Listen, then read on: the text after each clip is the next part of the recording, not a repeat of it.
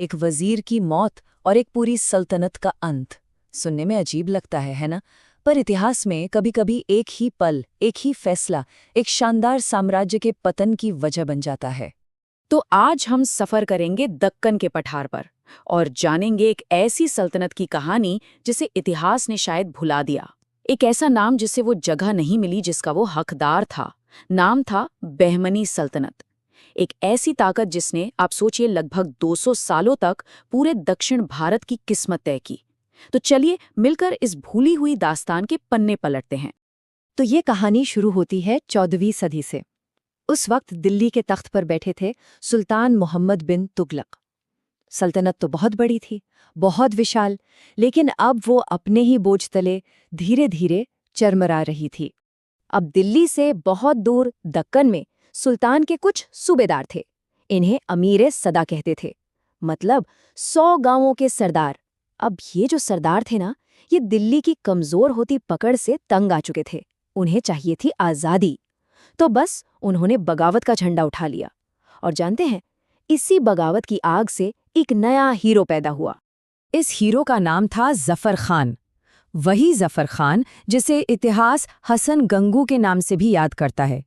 सोचिए, एक बिल्कुल मामूली शुरुआत से उठके इस इंसान ने बागी अमीरों को एक किया, उनका लीडर बना और दक्कन की जमीन पर एक नई सल्तनत की नींव रख दी। वैसे कहानी ये भी है कि उनका नाम हसन गंगू इसलिए पड़ा क्योंकि अपने शुरुआती दिनों में उन्होंने गंगू नाम के एक ब्राह्मण की सेवा की थी। और इसके बाद सब कुछ इतनी तेजी से हुआ कि यकीन करना मुश्किल है। साल था 1347।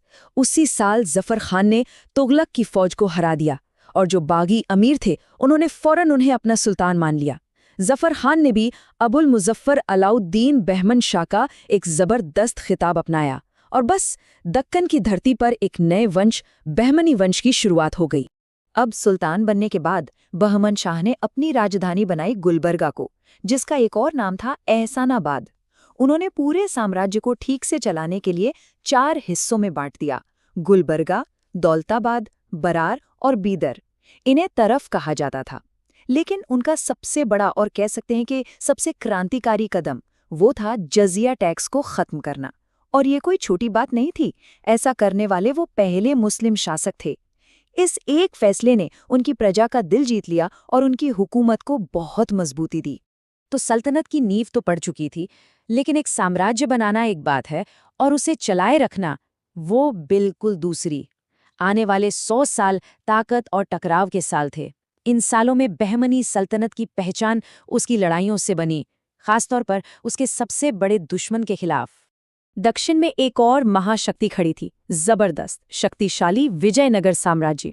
और इन दोनों सल्तनतों के बीच में थी एक जमीन, कृष्णा और तुंगभद्रा नदियों के बीच का बेहद उपजाऊ इलाका, जिसे दोआब कहते हैं। ये जमीन इतनी कीमती थी कि इस पर कब्जे के लिए इन दोनों के बीच सदियों तक जंग चलती रही। ये दक्कन की 2 सबसे बड़ी ताकतों की जबरदस्त टक्कर थी।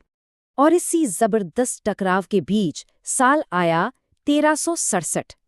इस साल कुछ ऐसा हुआ जिसने हिंदुस्तान में जंग का नक्शा ही बदल दिया। सुल्तान मोहम्मद शाह प्रथम का दौर था और विजयनगर के खिलाफ लड़ाई में बहमनी सेना ने पहली बार भारत की जमीन पर तोपों और बारूद का इस्तेमाल किया। सोचिए, उस एक धमाके की गूंज ने जंग के तौर तरीके हमेशा के लिए बदल दिए। लेकिन बहमनी सल्तनत की कहानी सिर्फ जंग और बारूद की कहानी नहीं है। नहीं, ये इल्म यानी ज्ञान, अदब और इंसाफ की भी कहानी है। एक वक्त ऐसा भी आया जब तलवारों की खनक से ज्यादा कला और संस्कृति की आवाजें सुनाई देती थीं। और इस बदलाव का सबसे बड़ा सबूत था राजधानी का बदलना। साल 1425 में सुल्तान अहमद शाह ने राजधानी को गुलबर्गा से शिफ्ट कर दिया। गुलबर्गा, जो एक फौजी किले जैसा था, वहां से एक नए, खूबसूरत और बिल्कुल प्लान्ड शहर बीदर में। ये सिर्फ एक शहर से दूसरे शहर जाना नहीं था, नहीं, ये सल्तनत की सोच में बदलाव था। अब फोकस सिर्फ फौजी ताकत पर नहीं, बल्कि इल्म और तहजीब, मतलब ज्ञान और कल्चर पर भी था। लेकिन जहां तरक्की होती है, वहां अक्सर नई मुश्किलें भी पैदा होती हैं। सल्तनत में ईरान, तुर्की और अरब से बहुत से काबिल लोग आने लगे। इन बाहर से आए लोगों को कहा गया अफाकी, और जो लोग पहले से यहाँ बसे थे या यहीं के थे, वो कहलाए दक्कनी। अब हुआ ये कि अफाकी अपनी काबिलियत के दम पर तेजी से आगे बढ़ रहे थे और ये बात दक्कनी अमीरों को बिल्कुल रास नहीं आ रही थी और यही गुटबाजी धीरे धीरे सल्तनत के लिए जहर बन रही थी। और ठीक इसी माहौल में एक ऐसे शख्स की एंट्री होती है जो सल्तनत को उसकी सबसे बड़ी बुलंदी पर ले जाने वाला था। एक ऐसा इंसान जो इस कहानी का सबसे चमकता सितारा भी बना और सबसे बड़ी ट्रेजेडी भी। नाम था महमूद गवान। महमूद गवान वो ईरान से बस एक व्यापारी बनकर दक्कन आए थे, लेकिन उनकी काबिलियत, उनकी ईमानदारी और वफादारी वो इतनी जबरदस्त थी कि वो तरक्की की सीढ़ियां चढ़ते ही चले गए। उन्हें मलिक उल तुज्जार का खिताब दिया गया, मतलब व्यापारियों का राजकुमार। और देखते ही देखते वो सल्तनत के सबसे बड़े मंत्री, वजीर आजम बन गए। गवान सिर्फ एक मंत्री नहीं थे, वो एक विजनरी थे, एक रिफॉर्मर। उन्होंने क्या क्या नहीं किया। 1472 में विजयनगर से गोवा का जरूरी पोर्ट छीन लिया, जिससे सल्तनत की दौलत कई गुना बढ़ गई। फिर उन्होंने एडमिनिस्ट्रेशन को सुधारा, 4 बड़े प्रांतों को 8 छोटे हिस्सों में बांट दिया। क्यों? ताकि किसी एक गवर्नर के हाथ में बहुत ज्यादा पावर ना आ जाए। जमीन का सर्वे कराया, टैक्स सिस्टम को ठीक किया, जिससे किसानों को भी फायदा हो। मतलब उनके दौर में बहमनी सल्तनत अपने पीक पर, अपने सबसे बड़ी ऊंचाई पर पहुंच गई। लेकिन महमूद गवान का सबसे बड़ा पैशन था ज्ञान, एजुकेशन, और इसी सपने को पूरा करने के लिए उन्होंने बीदर में एक शानदार मदरसा बनवाया। ये सिर्फ एक बिल्डिंग नहीं थी, ये उस जमाने की सबसे बड़ी यूनिवर्सिटीज में से एक थी। जरा सोच कर देखिए, 3 मंजिल की इमारत जिसमें क्लासरूम, मस्जिद और दुनिया भर से आए स्कॉलर्स के रहने के लिए कमरे, और उसकी लाइब्रेरी जिसमें हजारों हजारों कीमती किताबें थीं। ये मदरसा गवान की सोच का एक जीता जागता सबूत था। तो सल्तनत अपने शिखर पर थी, चारों तरफ खुशहाली थी। महमूद गवान की काबिलियत का डंका पूरी दुनिया में बज रहा था। लेकिन एक पुरानी कहावत है ना, जब कोई बहुत ऊंचा उठता है तो उसकी परछाई के साथ साथ साजिशों के साए भी गहरे होने लगते हैं। तो सवाल यही उठता है कि जब सब कुछ इतना अच्छा चल रहा था तो फिर अंत इतना भयानक क्यों हुआ? जवाब छिपा था उसी पुरानी दरार में, अफाकी बनाम दक्कनी। महमूद गवान एक अफाकी थे और उनकी कामयाबी, उनकी शोहरत, उसने दक्कनी अमीरों के दिलों में जलन और नफरत की आग भड़का दी थी। तो दक्कनी गुट ने एक घिनौनी साजिश रची।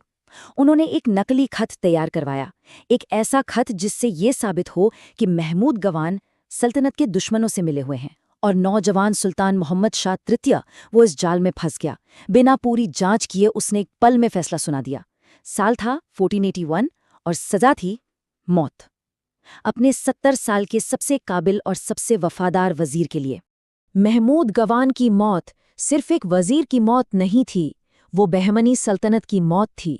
वो धागा थे जिसने पूरे साम्राज्य को एक साथ पिरोकर रखा था। और जैसे ही वो धागा टूटा, सल्तनत ताश के पत्तों की तरह बिखर गई।